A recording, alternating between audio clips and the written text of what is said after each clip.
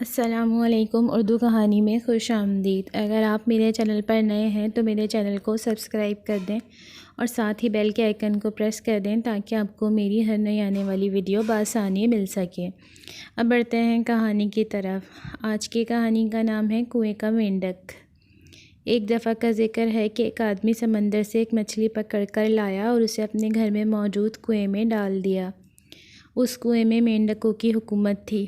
مینڈکوں نے جب ایک نئی چیز دیکھی تو پہلے تو وہ ڈرے گھبرائے، دور دور گھومنے لگے۔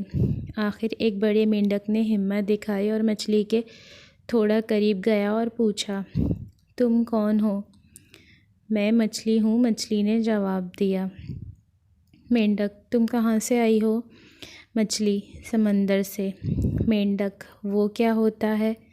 مچھلی، وہ بہت بڑا ہوتا ہے اور اس میں پانی ہوتا ہے۔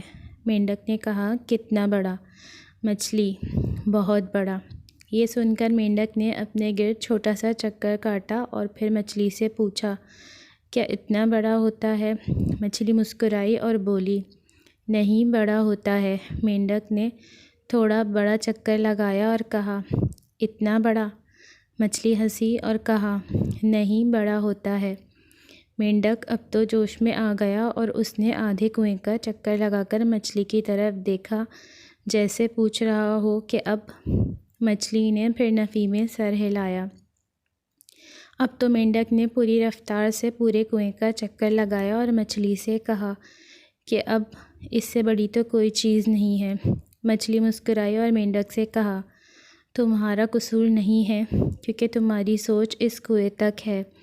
اسی طرح ہمارے معاشرے میں کچھ لوگ بھی ایسے ہوتے ہیں جن کی سوچ اس کنویں کے مینڈک کے برابر ہوتی ہے۔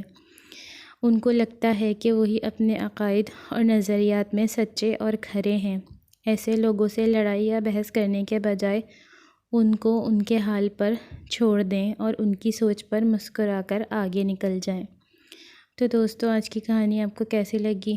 کمنٹ کر کے ضرور بتائیے گا اور ویڈیو کو لائک اور شیئر بھی ضرور کیجیے گا۔ اللہ حافظ۔